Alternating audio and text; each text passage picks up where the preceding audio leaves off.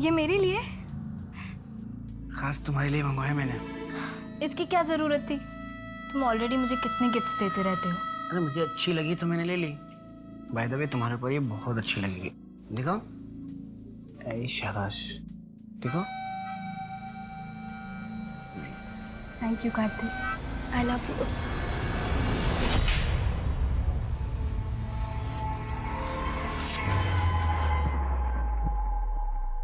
अरे अर्चित, कब तक सोएगा रे तू? चल जल्दी उठ, तुझे मिश्रा जी से मिलने जाना था ना। कितना मुश्किल से तेरा नौकरी का बात किया, अब उठ भी, जल्दी जा। क्यों दिमाग खराब कर रही है बुढ़िया? जा सोने दे।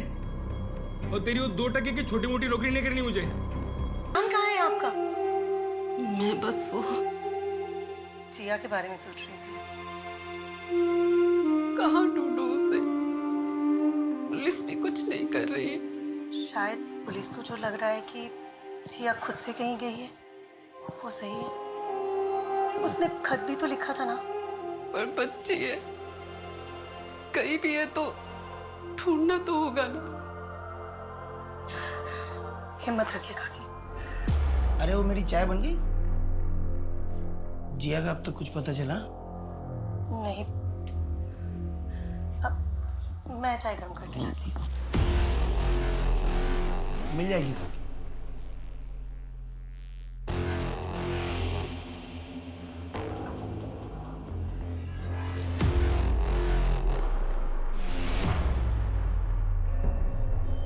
हाँ मैं भी, हाँ ठीक है, मैं भेजता हूँ।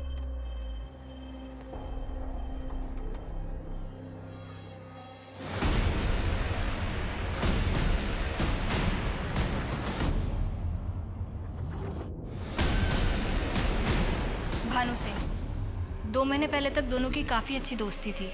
वो अक्सर यहाँ आया करते थे। उस दिन जब कार्तिक यहाँ से गया तो उसका मूड कैसा था? नॉर्मली था मैम। हाँ, सुबह वो राशन वाले वेंडर के साथ थोड़ी नोकझोंक हुई थी। होटल एसोसिएशन की मीटिंग में बताऊंगा सबको कि तुम कैसे एम्प्लॉय को घूस दे के अपना काम निकलवाते हो। तो थोड़े अपसेट थे। उसके बाद नमित सर का वेट कर रहे थे पर वो आए नहीं, इसलिए थोड़ा सा नाराज थे। बट उसके बाद नॉर्मल थे, कुछ अजीब नहीं लगा मुझे। हमें इस भानु सिंह से बात करनी होगी, शायद उसे कुछ पता। बड़ा अजीब है, 2 महीने बाद वो कार्तिक से मिलने आता है और उसी रात कार्तिक का मर्डर हो जाता है। सीधे सीधे बता, तू पैसे लगाएगा या नहीं? मानो बात समझ, तेरा बिजनेस मॉडल किताबी बातों पे बेस्ड है। इस बिजनेस का ना कोई रिसर्च है और ना कोई एनालिसिस। ऐसे में मैं पैसे रिस्क में नहीं डाल सकता यार। विवेक ने सही कहा था, तेरे लिए दोस्त और दोस्ती कोई मायने नहीं रखती। मानो पर्सनल मत हो, ये मेरे और विवेक के बीच की बात है। हाँ, लेकिन मुझे तभी सबक ले लेना चाहिए था, समझ जाना चाहिए था कि तू कितना कमीना और धोखेबाज है। मानो जबान संभाल के बात कर। हा? क्या बोल कर बोला मैंने? तेरे पैसे नहीं लगाऊंगा पैसे। मुझे बोला था पैसे लगाने की। मर्जी है यार। ये क्या कर रहे हैं आप लोग? दोस्त होकर ऐसे हाथापाई कर रहे हैं?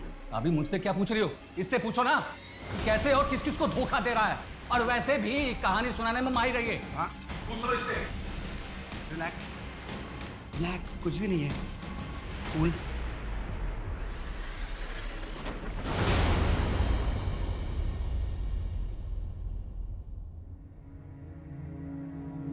अरे माँ, आओ आओ आओ आओ। ये देख, मैं तेरे लिए क्या लाया। इतने पैसे कहाँ से आए तेरे पास? अरे माँ, ये समझ ले तेरे बेटे को बहुत बड़ी लॉटरी लग गई है। लॉटरी? कैसी लॉटरी? अरे माँ, अब ये समझ ले कि तेरा बेटा बहुत बड़ा आदमी बनने वाला है। अब खड़े खड़े सब कहानी सुनेगी क्या? मुझे भूख लगी है, कुछ अच्छा सा खिला दे। चल, मैं फ्रेश हो जाता हूँ।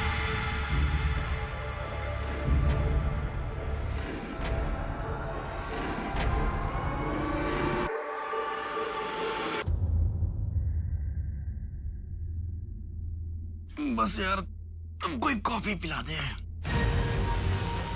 मैं नहीं बना रही हूँ। यार तुम्हारे किचन में मुझे समझ में नहीं आता। फ्रिज के अंदर दूध रखा है और ऊपर कॉफी रखी है, जाके बना लो। मैं नहीं बनाऊँ। ठीक है मैडम, कोई बात नहीं, मैं आपके लिए कॉफी बनाता हूँ।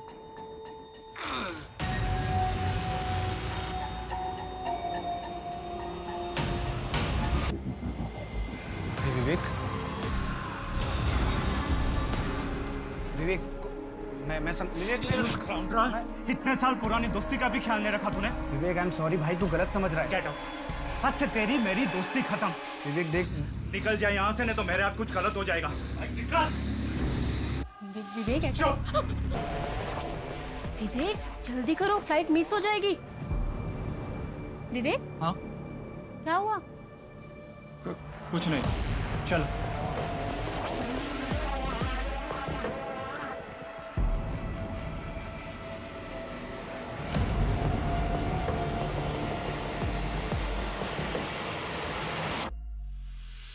मैडम, पोस्टमार्टम रिपोर्ट के हिसाब से कार्तिक का मर्डर 15 तारीख की रात को 9:30 बजे से 11 बजे के बीच में हुआ था। Murder weapon? कोई तेज धार वाला ऑब्जेक्ट जैसे चाकू। उस वेंडर राधे का कुछ पता चला? उसके सीडीआर और लोकेशन डिटेल्स चेक किए। वो मर्डर वाले दिन अपने किसी रिश्तेदार की शादी अटेंड कर रहा था। कार्तिक का भतीजा नमित? उसका फोन 15 तारीख की रात से स्विच ऑफ था, जो सुबह 7 बजे के आसपास जाके स्विच ऑन हुआ। शर्मा, मुझे लगता है कि कार्तिक के भतीजे नमित की हिस्ट्री निकलवानी चाहिए। क्या उसके पास कोई ऐसा मोटिव है जो कार्तिक को नुकसान पहुंचा सके? भानु? उसका फोन अभी भी स्विच ऑफ है, घर पे ताला लगा हुआ है। उसके ऑफिस में पता किया लेकिन किसी को कुछ नहीं मालूम। उसके माँ बाप? कोई नहीं, अकेला रहता है। वैसे पता चला कि कार्तिक के 2 काफी करीबी दोस्त थे, विवेक और भानु। विवेक की वाइफ के साथ कार्तिक का अफेयर था, जो विवेक को 1 साल पहले पता चला और उसने दोस्ती तोड़ ली। इस विवेक के पास मोटिव है। लेकिन मैडम 1 साल तक क्यों रुकेगा? वैसे बात हुई है उससे, वो मुंबई में कोई कॉन्फ्रेंस अटेंड कर रहा है अपनी वाइफ नैना के साथ। 1-2 दिन में आ जाएगा, तब बात करेगा। एक काम करते हैं, बाय द टाइम हम कार्तिक की बीवी अदिति से बात करते हैं। मुझे लगता है उसे पता होगा इस अफेयर के बारे में। अब आपके सामने पेश है राजकुमार सूर्यदीप और राजकुमारी प्रियंवदा।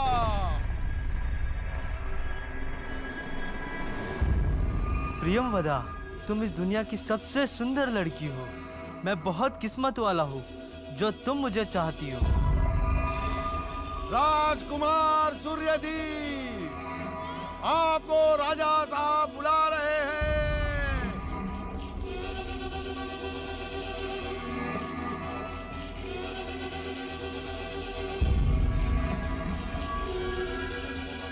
नहीं, ये सब एक धोखा है, ये सब एक झूठ है।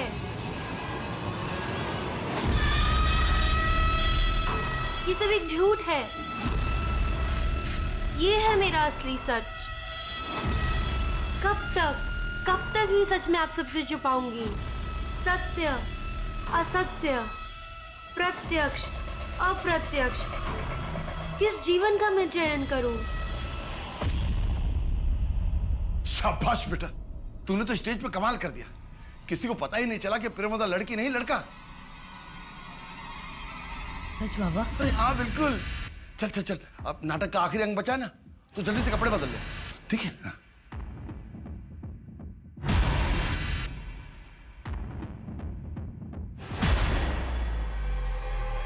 ये सब धोखा है, ये तू नहीं है। कैसा धोखा? मुझे सब सच में पसंद है। तुझे पसंद है तेरे बाबा को? मुझे इस नए रंग में इतना भी मत रंग कि मैं भी तुझसे दूर हो जाऊं।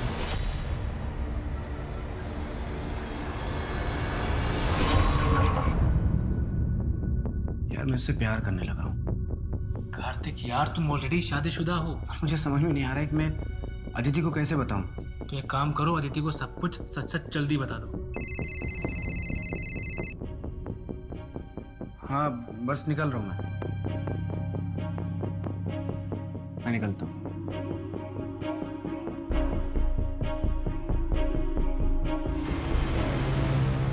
मुझे पता था कि कार्तिक का नैना के साथ अफेयर था, लेकिन ये 1 साल पुरानी बात है। विवेक ने कार्तिक से सारे नाते तोड़ दिए थे और तुमने उसे माफ कर दिया। कार्तिक अपने किए पे बहुत पछता रहे थे, इसलिए मैंने भी सोचा कि अपनी शादी को एक और मौका देना चाहिए। मैं पूरा भरोसा नहीं कर पा रही थी, लेकिन हम दोनों कोशिश कर रहे थे। नैना के बाद कार्तिक का कोई और अफेयर वगैरह? जी मुझे नहीं पता, लेकिन कार्तिक पिछले 1 साल से अपनी लाइव लोकेशन मुझसे शेयर कर रहे थे, प्रूफ के तौर पर, ताकि वो जहाँ पर भी रहें मुझे पता हो और मैं उन पर कभी शक ना करूं। वो काफ़ी बदल गए थे। बदल गए थे मतलब? बहुत हंसमुख हो गए थे। हर सुबह बैठकर हम दोनों को कल्कि की कहानियाँ सुनाते रहे। कहाँ पढ़ी थी? कोई बुक, ब्लॉग? जी ये नहीं पता, लेकिन कार्तिक बहुत खुश थे। जिस दिन कार्तिक की डेथ हुई, आई मीन 15 अप्रैल को, रात 9:30 से 11 के बीच में आप कहाँ थे? मैं अपने घर पर थी, कार्तिक का इंतज़ार कर रही थी। काफ़ी टाइम तक जब कार्तिक नहीं आए तो मैंने उन्हें कॉल किया, लेकिन उनका फ़ोन बंद आ रहा था।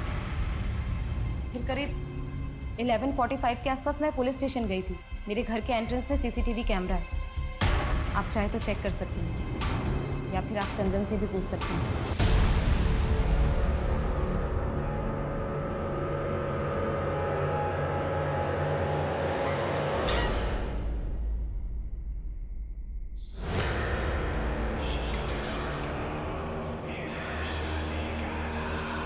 आप क्या बोल रहे हैं? जिस रात उनका मर्डर हुआ तुम कहाँ थे?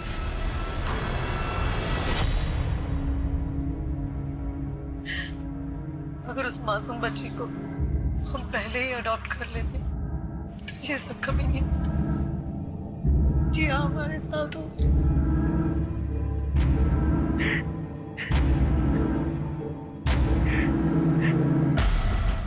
मैडम, कार्तिक का भतीजा नमित, उसके बारे में एक इन्फॉर्मेशन मिली है। ये एक हैबिचुअल जुआरी है, सट्टेबाजी, जुआ, ये उसकी कमजोरी है। उसके ऊपर काफी उधारी भी है। हर थर्सडे को वो एक इलीगल बेटिंग पार्लर में जाता है, जो विजयनगर में।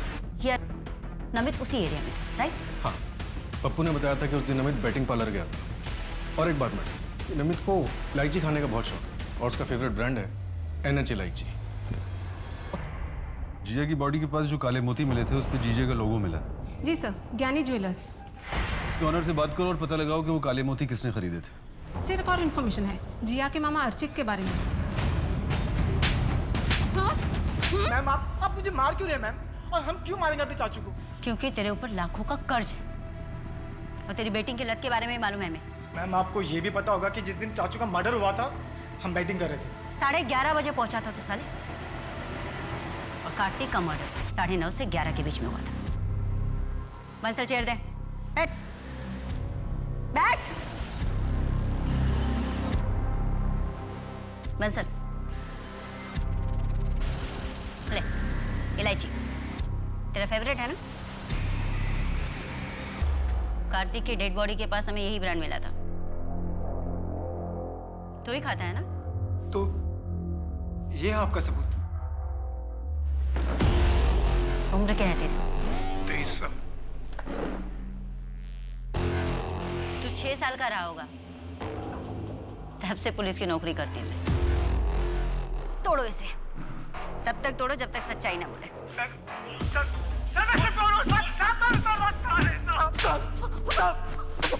बस कीजिए साहब, मैंने बोलता है? मैंने कुछ नहीं किया है साहब। आज ही तेरे दोस्त को औरतों की तस्करी के रैकेट में अरेस्ट किया है।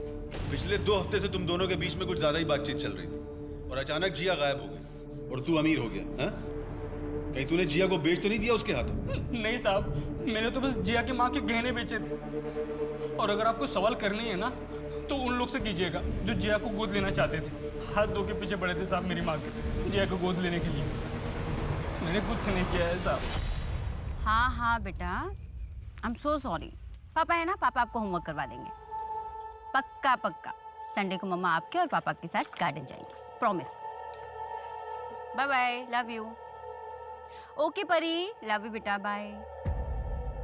बच्चे भी ना? मैडम, ये फॉरेंसिक टीम को कार के मैट के नीचे से झूल के मिली है। अदिति से बात हुई लेकिन ये उसका नहीं है। नहीं, अदिति की हो भी नहीं सकती क्योंकि वो बहुत फाइन ज्वेलरी पहनती है, डेलीकेट से पीसेस होते हैं। ये तो इसके लोगों से पता करवाते हैं। ये काले मोती गानी ज्वेलर्स के यहाँ से ही खरीदे गए थे। खरीदे किसने थे? कुछ पता चला? नहीं सर, बहुत कॉमन है। ज्वेलर से कहो हमें सारे रिकॉर्ड चेक करके बताएं इमीडिएटली।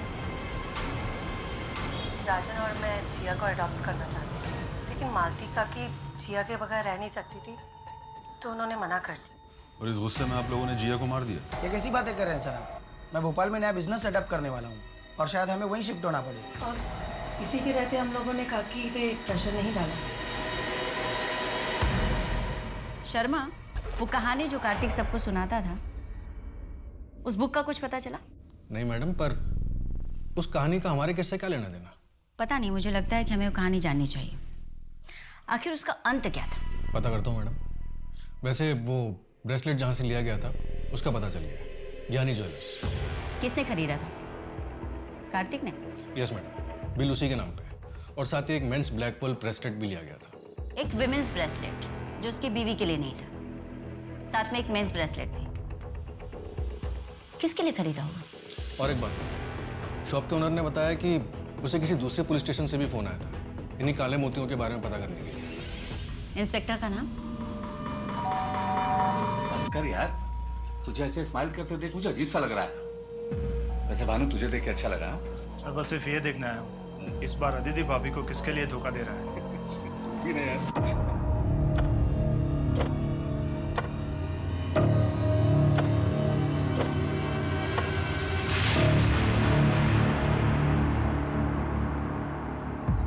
नैना, मुझे कार्तिक के बारे में एक ऐसी बात पता है जिसको सुनकर अदिति भाभी को दुख होगा, पर यह बात बाहर आना बहुत ज़रूरी है। हाँ, मुझे पुलिस को यह बात बतानी होगी। नहीं, मैं नहीं फंसूंगा। अगर ये बात पुलिस को मालूम चली तो केस सॉल्व होने में मदद होगी। हाँ, मैं पुलिस स्टेशन होकर घर ही आऊँगा। साथ वो ब्लैक पर्ल मेंस ब्रेसलेट भी लिया था। बिल्कुल हो सकता है मैडम कि जो पल हमें जिया मर्डर केस के सीन पर मिला है वो उसी ब्रेसलेट का हो सकता है जो कार्तिक ने खरीदा था। एक बार ऐसे भी जिसने ज्ञानी ज्वेलर से थोक में ब्लैक पर्ल्स खरीदे थे और लोकल मार्केट में बेच दिए, उसकी तो पुलिस भी नहीं मिलेगी। तो अगर हम लोकल मार्केट के आसपास के एरिया में पता लगाने की कोशिश करें तो? बिल्कुल कर सकते हैं मैडम। मैडम, आज संडे है और 3 बजे आपको अपनी बेटी के साथ बाहर जाना है। थैंक यू शर्मा, तुमने बचा लिया, वरना परी आज मुझे। Hello, what? ठीक है, हम पहुंचते हैं। एक और मर्डर हुआ है।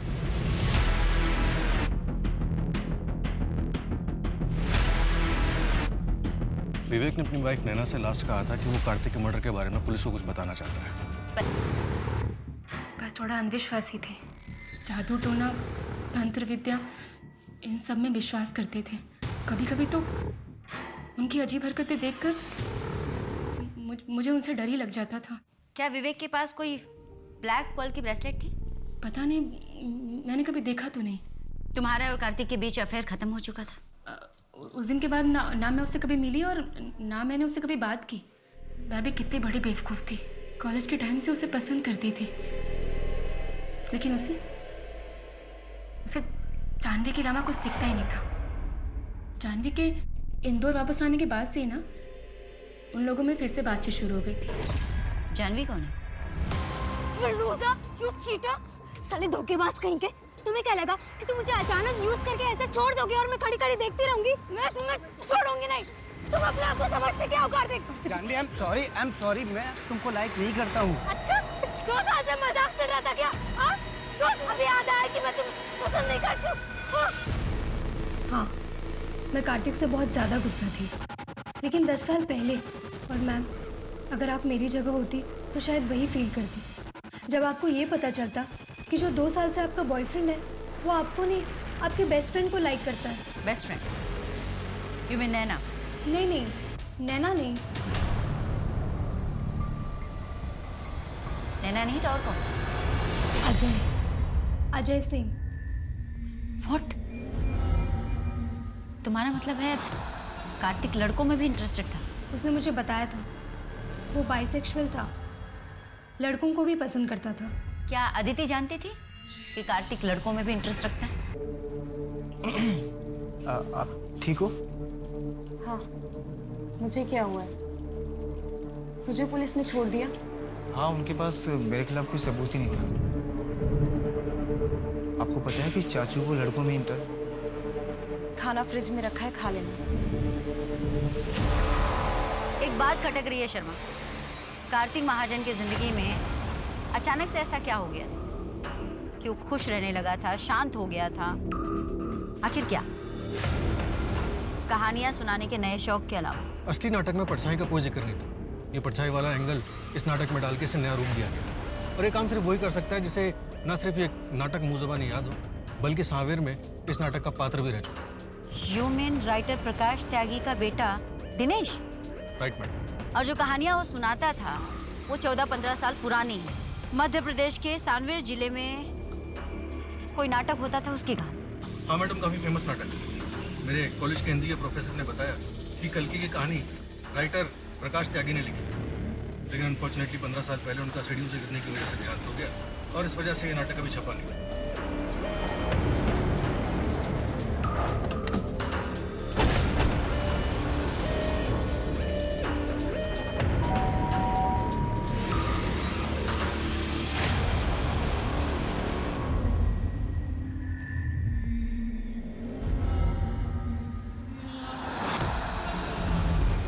नमस्ते।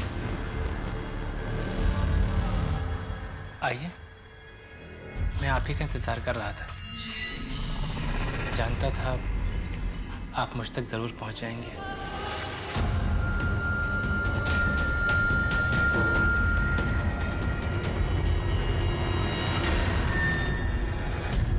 Thank you. दिनेश, आपने पुलिस को फ़ोन करके बताना ज़रूरी क्यों नहीं समझा? मैम, मैं अदिति को और परेशान नहीं करना चाहता था। क्या आप नहीं चाहते कि जिसने भी कार्तिक का मर्डर किया उसे सजा मिले? उससे क्या होगा मैम? कार्तिक वापस तो नहीं आ जाएगा? आपका ऐसे लड़कियों की गेटअप में रहना, I mean, कार्तिक को इससे कोई प्रॉब्लम नहीं थी?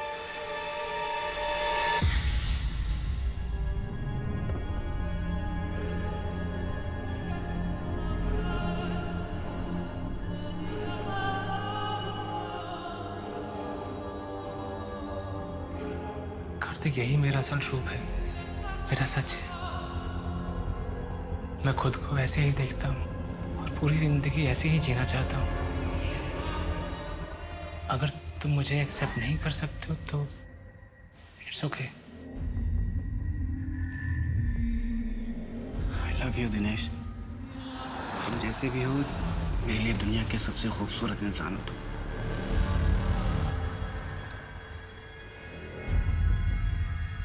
एक दूसरे में हमें जिंदगी मिल गई थी, जैसे सूर्यदीप और कल्कि। आप जानते हैं इस नाटक के बारे में? शुरू के 2 अंक, आखिरी में क्या हुआ? वही जो हर नाटक में होता है, दुख, विलाप और मौत। कल्कि ने सूर्यदीप को अपनी हकीकत बताने का तय किया और सूर्यदीप के सामने अपने असल रूप में आ गई। कल्कि का कुरूप देखकर सूर्यदीप ने कल्कि को जान से मार दिया। घायल कल्कि जमीन पर पड़ी हुई थी। तभी कल्कि की परछाई उसके सामने प्रकट हुई। कल्कि को उसके असल रूप में देखकर उसकी परछाई उसमें समा गई। इस तरह कल्कि को दोनों मिल गए, उसकी परछाई भी और सूर्यदीप के साथ बिताए कुछ पलों की खुशी भी। जिस तरह कुछ खुशी के पल मुझे मिले कार्तिक के साथ। कार्तिक शादीशुदा था और पिछले 6 महीने से आपके साथ रिलेशनशिप में भी। ये बात उसने अपनी पत्नी को नहीं बताई। आपको इस बात से कभी कोई आपत्ति नहीं? I mean, इस तरह के रिश्ते और ये दोहरी जिंदगी बहुत ही घातक होते हैं। मैंने कार्तिक को नहीं मारा है। अगर आपके सवाल खत्म हो गए तो प्लीज आप जा सकती हैं। 15 अप्रैल रात 9 बजे से 11 बजे के बीच में आप कहाँ थे? नाट्य कला केंद्र में कन्वेंशन था। मैं पूरी शाम वहीं था। रात 12 बजे के बाद घर लौटा। आप चाहें तो वहां मौजूद लोगों से पूछताछ कर सकते हैं। एक आखिरी सवाल दिनेश, आपने अपने पिता के नाटक में परछाई क्यों ऐड की? मैम, परछाई हर इंसान का दर्पण होता है। मेरी परछाई भी मेरा आईना है। मैं बस सबको यही बताना चाहता था। Okay okay, I will help you to solve the sum. Bye. Madam, Dinesh सच बोल रहा था। कार्तिक के मर्डर के वक्त वो कन्वेंशन में ही था। कहीं कुछ छूटा तो नहीं ना शर्मा? सीसीटीवी रिकॉर्डिंग मैंने खुद चेक की है, वो वहीं था। पीएसआई शुक्ला को अपडेट कर दिया दिनेश के बारे में? कर दिया, लेकिन जिया और दिनेश के बीच का लिंक नहीं है। मैम, भानु का फोन ऑन हुआ है। एक होटल में छिपा बैठा है। टीम निकल गई है उसे अरेस्ट करने। गुड। मैं अभी भी तेरे प्रोजेक्ट में इन्वेस्ट करने के लिए तैयार नहीं हूँ। नहीं यार, वो बात नहीं। मैं बस तुम्हें सॉरी बोल आया हूँ। उस दिन कुछ ज्यादा ही झगड़ा कर लिया था। मेरी समझ में आ गया है कि मेरा प्रोजेक्ट फुल प्रूफ नहीं है। नहीं देख, तेरा कंसेप्ट अच्छा है, लेकिन थोड़ा वर्क कर उस पर कभी आराम से बैठ के बात करेंगे, है ना? ठीक। अच्छा सुन, मुझे थोड़ा दिनेश से मिलना है, मैं तुझे बाद में बात करता हूँ।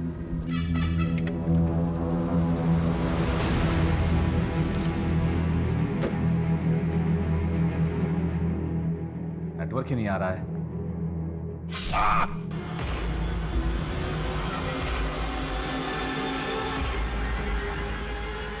उसके बाद मैंने एक बार भी पीछे मुड़कर नहीं देखा। बहुत ज्यादा डर गया था। जो पहला होटल दिखा उसी में चेक इन कर लिया और फोन स्विच ऑफ कर दिया। आखिर कौन विश्वास करेगा मेरी बातों का? सही सोचा तूने। तेरी किसी कहानी पे हमें जरा सा भी भरोसा नहीं। तेरी सारी कहानी झूठी है। हमारे पास वीडियो प्रूफ है कि कार्तिक के मर्डर के वक्त दिनेश कहीं और था। नहीं, मैं सच बोल रहा हूँ। मैंने उसे अपनी आंखों से देखा है। वो आदमी जिसने कार्तिक का गला काटा, उसका खून पिया, वो दिनेश ही था, कोई और नहीं था। मैं उससे पहले मिल चुका हूँ विवेक के साथ। मुझे तो लगता है कि विवेक को भी उसी ने मारा है। वो मुझे मार डालेगा। आप मुझे बचा लीजिए। चुप कर। कहानियां बनाना बंद कर। साला जिसे देखो एक नई कहानी बनाना शुरू कर देता है। शर्मा, इसे कस्टडी में रहने दो, इसका डीएनए करवाओ। हाँ मैडम, मुझे यही रहने दीजिए। मैं बाहर निकलूंगा वो मुझे मार देगा। मैं जेल में सेफ हूँ मैडम, मुझे यही रहने दीजिए प्लीज। मुझे यही रहने दीजिए। कि भानु खुद जेल में ही बने रहना चाहता है। अगर इसने मर्डर किया होता तो डेफिनेटली कन्फेस कर देता। मैडम मैं बता रहा हूँ आपको, ये नाटक कर रहा है। दिनेश इजी टारगेट है। अगर हमारे पास वीडियो प्रूफ नहीं होता तो हम भी उसकी बातों में आ जाते। बात तो सही कह रहे हो। एक ही वक्त पे एक बंदा दो जगह तो नहीं हो सकता।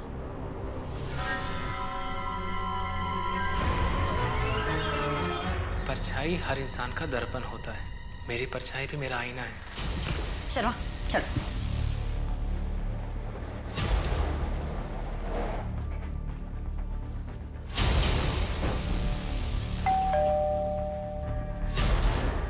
आप लोग क्या? अरे आप ऐसे क्या ढूंढ रहे हैं आप? अभी पता चल जाएगा क्या ढूंढ रहे हैं। मैम आप अंदर नहीं जा सकती। मैम प्लीज, सर आप प्लीज। सर अब वो आदमी हो, औरत हो, बच्चा हो, फर्क नहीं पड़ता। तो मैंने मारा। फिर तो तुम्हारा टारगेट पूरा हो गया था। फिर तुमने कार्तिक और विवेक को क्यों मारा? विवेक 27वीं बली थी।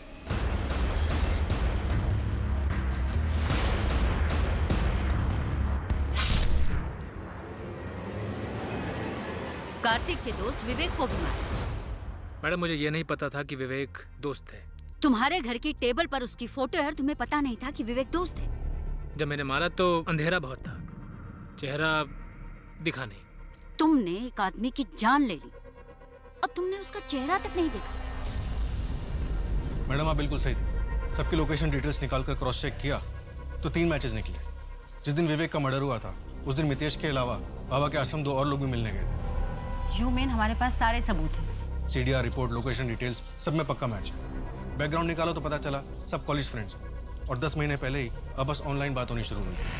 तो उठाओ सबको, सोचना क्या?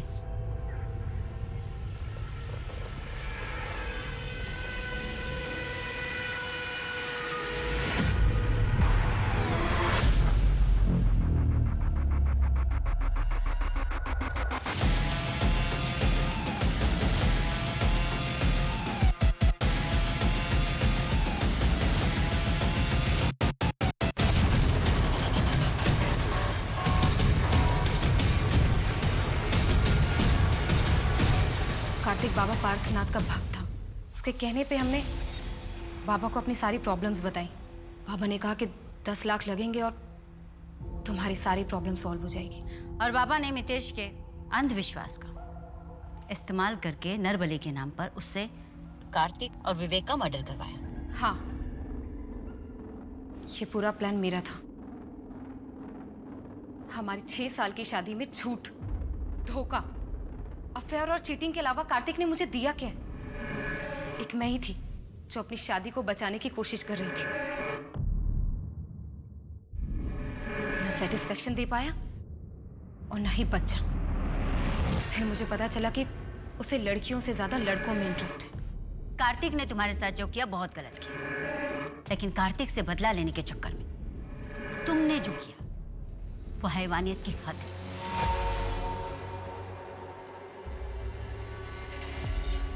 मेरी पहचान मेरा पहनावा, मितेश जिसे तुम बीमारी समझते हो, इसी पहनावे का इस्तेमाल तुमने भी किया है अपने घटिया मंसूबों को अंजाम देने के लिए। पूरी दुनिया, कानून सब मुझे अपना चुके हैं, एक तुम ही हो जो मुझे अपना नहीं पाए। मितेश, बीमार मैं नहीं हूं, तुम हो बीमार। काफी लंबी तफ्तीश के बाद बाबा पार्थनाथ की चौंका देने वाली सच्चाई सामने आ चुकी थी। अदिति और राजन की तरह और भी लोगों से उनकी जिंदगी का कांटा हटाने के नाम पर पैसे लेते थे और मितेश से नरबली के नाम पर ये खून करवाते थे। ऐसे केसेस के बारे में सुन के लगता है कि लोगों ने तकनीकी उपलब्धियों को तो अपना लिया है, लेकिन कहीं न कहीं पुरानी सोच के दायरे के पार नहीं देख पा रहे हैं। ये बात समझनी और दूसरों को समझानी होगी कि हर इंसान को उसके मन मुताबिक जिंदगी जीने का पूरा हक है। ये बदलाव प्रगति की ओर सच्चा कदम होगा। इसी के साथ मैं सोनाली कुलकर्णी आपसे विदा लेती हूँ। फिर होगी आपसे मुलाकात एक नए केस के साथ क्राइम पेट्रोल सतर्क में। तब तक अपना और अपने परिवार का ख्याल रखिए। आप जानते हैं हम सब एक मुश्किल दौर से गुजर रहे हैं। कृपया मास्क पहने, सैनिटाइजर का इस्तेमाल करें।